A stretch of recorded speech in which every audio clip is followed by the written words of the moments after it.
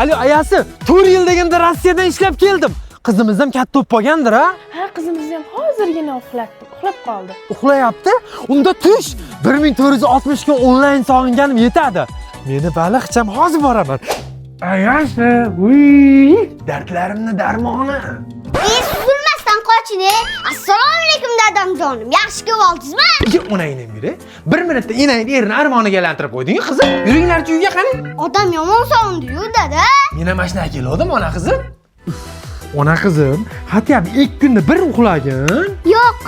Qizim, uxlamasang bobikka berib yuboraman. Mana bobik keldi. Aya, dedikimisiz? Dadam ko'gin cho'rasamolga o'xshab kuydirdingiz. Endi itga aylab oldingizmi?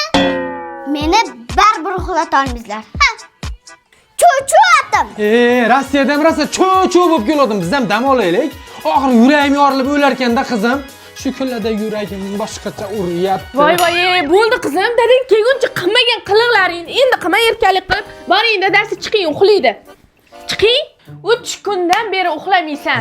Zo'r. Uxlatsang bo'ldi, eplasang bo'ldi ayasi hozir.